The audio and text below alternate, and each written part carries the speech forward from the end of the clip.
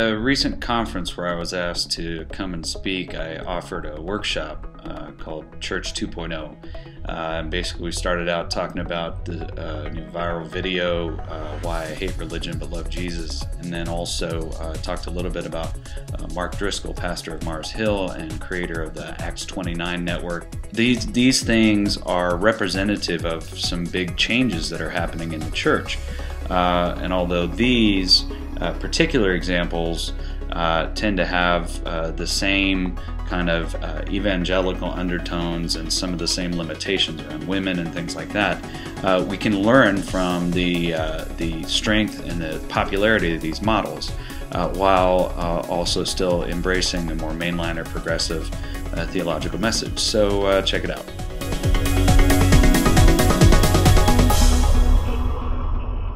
You know, there's this rhetoric of, oh, I hate that, but I love Jesus, but it's still the same doctrine, the same dogma, and it's interesting because another guy that I take on quite a bit in my on my blog, in my writing, is Mark Driscoll. Any of you familiar with him?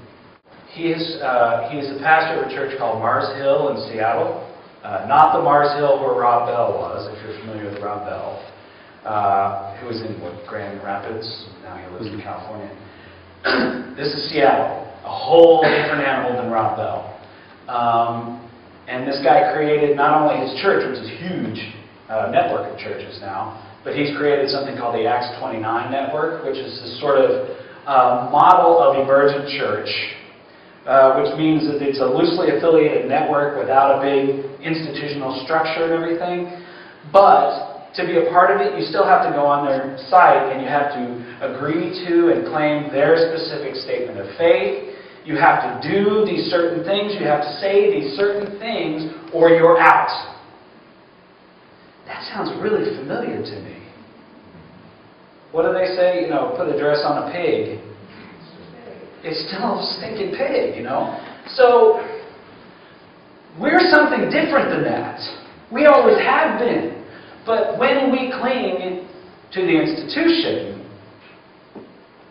and focus on that as the core focus of our ministry, we don't look that different, right? The evangelicals are always ahead of us, mainliners, on packaging, on marketing, on viral videos. I have yet to see a disciple do a viral video, man, and I've tried. Trust me, I'm putting it out there. They don't have any cool dramatic music like that or anything,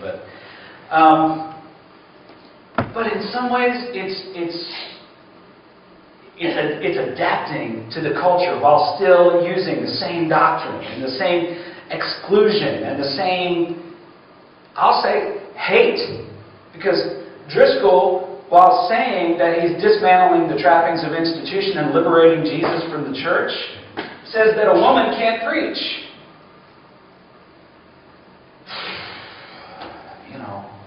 Two steps forward, 5 steps back, it seems like. So, I want to find that third way. I want us to learn from this phenomenon, this model, while also being able to preach a gospel, talk about a gospel, tell the stories of a gospel, of the inclusion, of radical inclusion, and of liberation. Because that is what I believe the world needs. But there's something very specific when you say, for example, Christianity 2.0 or Church 2.0 that we mean. And I want to tease that out because people think that if they have a Facebook page, they have a website, they do a podcast or whatever, or they put a video up online, and then that's it. And then they're Church 2.0 and that's it. You know, and I keep doing what I've always been doing, and that's it. But that's not true. So Travis, if you could get ahead there. So what happens? Go ahead. There we go. You cut off the head of a spider. It dies, right? Okay. What happens if you remove an arm from a starfish? It grows again. Not only does it grow back, the arm you cut off grows another starfish. So, are we spider churches or are we starfish? Microsoft is a 1.0 model. Now everybody thinks, oh, well, software must be a 2.0 model, but it's not. It produces a product and then tries to sell it to you. That is a 1.0 model. And if you are, as a church, producing a product or a service and trying to sell it to people, then you are a 1.0 church. Okay. Google is not. What does Google sell you, the average person? Convenience. Convenience? Yeah. Nothing, really, right? They don't sell you anything. Now, they put ads on their site to help pay for it, but they're not selling you anything. Okay? All right? Amazon, even though it's online, is a 1.0 model. They have books, you buy them, they ship them to you. eBay is not. What does eBay sell you? Everything. No. Actually, it doesn't. It's a trick question. I know. Yes, he said everything. They provide a service, a platform for people to sell things to other people. So they sell you nothing. All they are is a platform, a sphere in which you can sell things to each other. They created a space. They don't sell anything. Now, how cool is that? To be a multi-billion-dollar company who doesn't sell anything. That's pretty cool. So, what is the benefit of a 2.0 model? It's user-generated. People have buy-in. They have agency. The reason that Facebook works is because I feel like I own part of it. I identify with it. Part of me is Facebook, right? It's pretty low maintenance. As long as you make sure that the space is still available, it's created and accessible, depending on what limits or strictures or guidelines you put on it. For example, Facebook doesn't have that many, and in fact they've gotten in trouble for some not having enough restrictions and limits. Mark Driscoll's network has a whole lot of restrictions. But it's fairly low maintenance compared to producing all the content yourself. It's very scalable. YouTube could go from 1 million hits a day to 10 million hits a day to 100 million hits a day to 1 billion hits a day by just upgrading their servers. They don't have to create any new content to do that. They just make the space for you to do the work for them. It's not hierarchic. It's more of a flat model.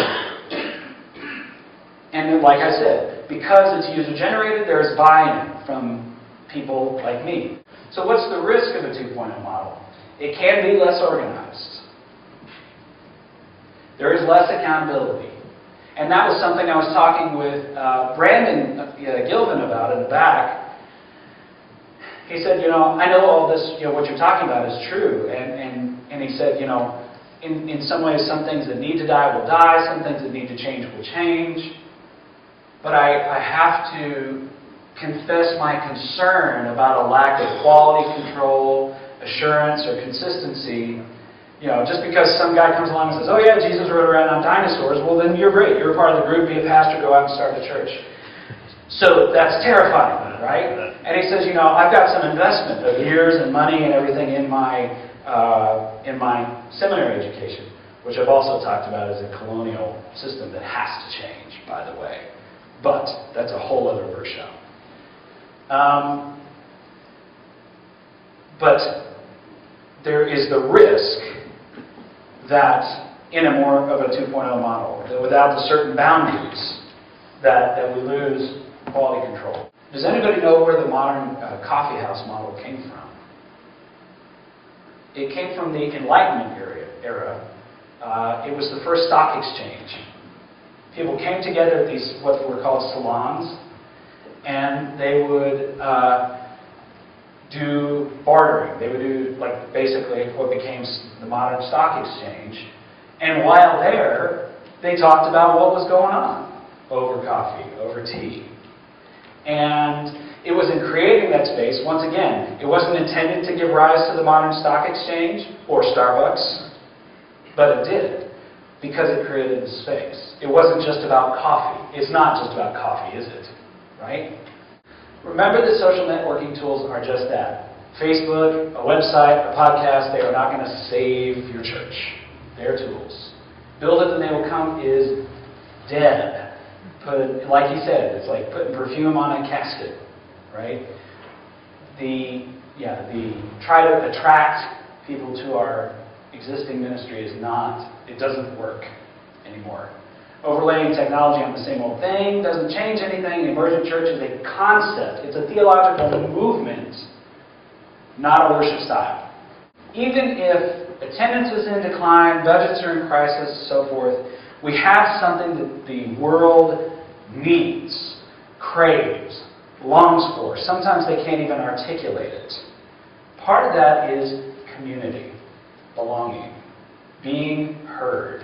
I've had people say, oh, well, I find God in a book or on a mountaintop or whatever, which is fine, and I can as well sometimes. But when my family is falling apart, that book doesn't come and listen to my story. The mountain doesn't come and give me a hug. Right?